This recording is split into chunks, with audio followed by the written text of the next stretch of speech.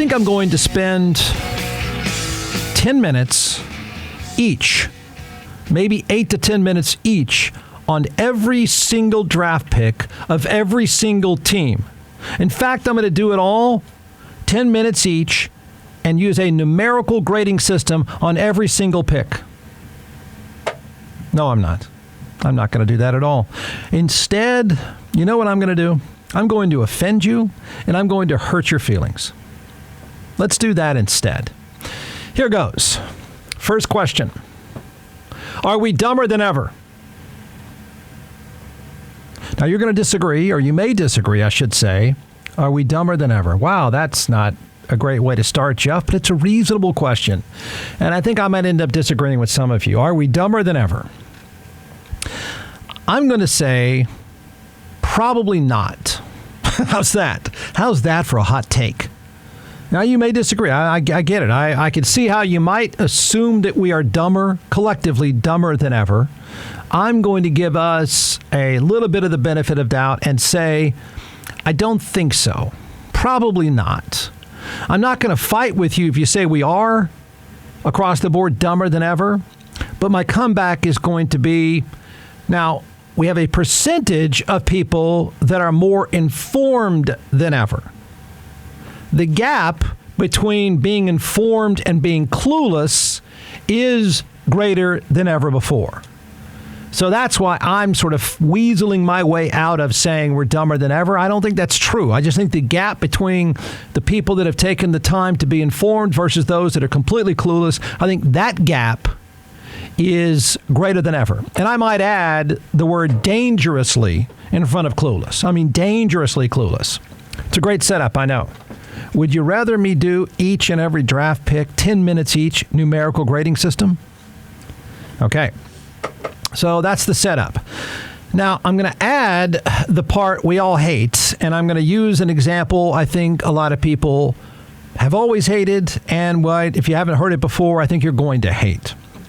And this is where you're going to be offended and get offended pretty quickly, and I'm not that worried about it. So it goes like this. We are fatter than ever before because we can. We're fatter than ever before because we can. We are mostly less informed than ever before because we can. We can. I mean, we can dumb ourselves down easier than ever before, just the same as we can eat more French fries than ever before. The more food choices we have, this is kind of the strategy behind all this. The more food choices we have, the more bad choices we tend to make. The more media choices we have, this is the way I think it's playing out. The more media choices we have, the less informed we're going to be. Counterintuitive, I know, but go ahead and argue with me. There's a reason why I'm bringing this up. Because I think you're lying, and I think you're lying about lying. That's the modern day equation, I think. And that is, the more choices, the less informed. The more choices, the more confused. It's the modern day equation, and I think it's one of the biggest problems we have as a society. I hate to get too dramatic here. The others would be gun violence, and I would say educational disparity are the biggest problems we have. So, now I've offended you. Now what you want to do is, well, Jeff, be a jackass all you want. Who's to blame? Yeah, who's to blame? Us, mostly. But if you say the media completely, I'm going to say back to you, you're not completely wrong. Is it the media's fault that we're so clueless? Is it the media's fault that we have this giant disparity? Is it the media, I hate the term, media's fault that we are dumber than ever, if you think that? If you're looking for a reason for this, I'd say once you get past our intellectual laziness, that's the term I'm going to use, deceiving us, we're being deceived. I think it's a fair criticism too. So it's a new poll. It says you think it's the media's fault. Everything is the media's fault. It's just like common, steady drumbeat. Just say media, and it's it's like Pavlov's dog or something. The new poll says you say it's the media's fault, whatever it is. Whatever. And it goes like this. 3/4 of U.S. adults say the news media is increasing political polarization in this country, and just under half of you say they have little to no trust in the media's ability to report the news fairly and accurately. Blah, blah, blah. Can I back up? We don't have political polarization. We don't. It's not politics at all. You haven't had a fight with someone about taxes. You haven't had a fight with someone about fill-in-the-blank policy. You don't fight about that. It's culture. It's two separate worlds, two separate cultures, two separate ways of looking at everything. I don't believe anything is about, quote, politics anymore. The politicians aren't about politics anymore. It is nothing but culture and hate. So I have a problem with the first part of this to begin with, but they asked, so people answered. Why is this even coming up? Because apparently today or yesterday is World Press Freedom Day. Yay. Great. Shows Americans have significant concerns about misinformation and the role played by the media itself, along with politicians and social media companies in spreading misinformation. Very fair, no problem. 45% of you say you have no confidence at all in the news media's ability to report the news fully and fairly. People don't even know what the news is. I mean, this is like an impossible starting point. So I'm gonna cut you some slack. I think maybe some of you might be harsher than I am. I'm gonna cut us some slack. Not completely, but some. 4 in 10 say the press is doing more to hurt American democracy, while 2 in 10, golly, that's depressing. 2 in 10 say the press is doing more to protect it. Wow, at least I think you're being honest. Republicans view the news, what a shock here. Republicans view the news media less favorably than Democrats. 61% of Republicans say the news media is hurting democracy.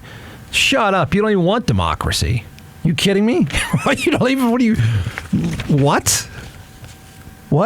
want again? All right. 23% of Democrats say it's hurting democracy, and 36% of independents say it's hurting democracy, whoever that is. I'm just of the anarchist party. Everyone tells a different story. The media does nothing but stir up fear, says 71-year-old Eleanor Fort. Oh, she lives in Navarre, Florida. Well, thank you, Eleanor. For me and for most of the people I know, we feel like we're totally in the dark. Shut up, Eleanor. This is laziness. Pure laziness. I'm sorry to pick on Eleanor, but she's part of the survey. You do know you can be more informed than ever before. I don't want to be all righteous, but there's greater opportunities to succeed, I believe, and greater opportunities to be informed if you so choose to be informed. Anybody who says, I don't know what's going on, has taken the easy way out. That would be you, 71-year-old Eleanor. That is a ridiculously lazy comment. Now, if she said, man, I don't know what is news and what to make of news anymore, that's where I think if Eleanor had said that, or any one of you says that, I think you have been deceived. I think you are being tricked to a level. So if Eleanor implied that or even said that, I would probably back her up. I'd back up some of you too. 9 in 10 U.S. adults say misinformation is a problem. No, you just think their information is a problem. Your information is good. Your information is perfect. You're saying, I'm informed. It's the rest of you that are total buffoons. My neighbor doesn't know what's going on. I got everything figured out. When it comes to protecting the freedom of the press in the U.S., 44% of respondents say the U.S. government is doing a good job. More than 24% saying it's doing a bad job. Whatever that means, I don't know. So what are we going to do with this? It's a lot. I think it's, like I said, I think our intellectual laziness is one of the biggest problems we have. And I think our intellectual laziness is playing itself out in the media world. At the same time, I do think a giant problem is people don't know what to make of what's news. We don't even know anymore. And I think that is the fault to a large degree of media. Have you been deceived? I'm going to say yes. I am. I'm going to say yes. Stuff that is packaged and promoted as news when it's not news is unfair. It's deceptive and it's disingenuous. The media world is taken over by those of us. I'm going to say, notice how I'm going to say us. I'm not the news. I'm not trying to be. But the media world has largely been taken over by us that have virtually no journalistic credentials and or standards. I'm a talk show host. Okay? The media world is taken over by those of us that are more interesting and entertaining than straight news. We're just better at it. Just better at this stuff. More interesting than the straight news. Those of us in media, notice how I've not once tried to remove myself from this storyline. Those of us in media should accept some blame. We don't, and I'll say this, we won't. In fact, we'll just keep tricking you and lying to you.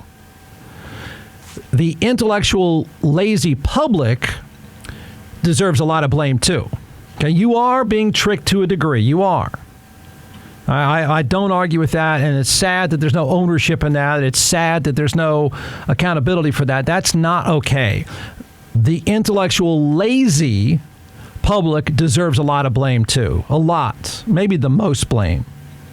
The public could easily make better choices. We don't need the French fries, and maybe, just maybe, you could actually read some hard news just to know what's going on, okay?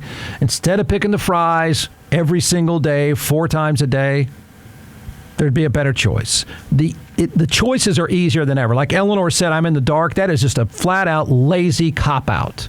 You could easily be informed faster than ever before. We're lazy, but the haters of news and journalists are sinister. I don't think we're sinister. I don't think the average person is sinister. The haters of news are sinister. Hating journalists is a sinister cop-out. It's dangerous. Even just not liking journalists is dangerous. Okay? I think it's pathetic that we don't do a better job of calling out the haters of journalists. I'm saying that's not me. I'm a talk show host. The pitch, now to take it to another level, the most sinister of all, or the most cowardly industry of all, not journalists. Journalists have far greater standards than most other industries. They're far more reliable, far more trustworthy, certainly than the scummiest of all, that would be politicians. Their slimy hater pitch is the most despicable thing in this equation. We may be lazy. Well, we are lazy, and we are getting tricked. They're not tricked, and they're playing us, and they are a big problem. Their pandering to the intellectual lazy segment has become dangerous. It's made things much more dangerous. And by the way, I don't think it'll change. So, Jeff, where's the breaking down every single NFL draft pick? 10 minutes each pick, numerical grades for everyone. Hang on. Jeff, what is the point of this depressing? What's the depressing takeaway from this depressing topic? Okay, here's more depressing news. I don't think it'll change. I don't think anyone's going to change. I don't think the sinister politician, the sinister haters are going to change. I don't think my industry is going to change at all. I don't think the intellectually lazy will try harder, and I don't think elected officials will be more responsible. If you care and think things, I'm sure you do care. If you think things are bad now, here's the most depressing takeaway. If you think it's bad now, I think it all gets worse. Much worse. Whatever echo chamber, whatever hole we go into to be reinforced, I use the term breathing on exhaust fumes. Whatever that is, I think we go in there even more than ever before, and we're never, ever coming out. We're never reading anything else or looking at anything else. So that's how depressing it is.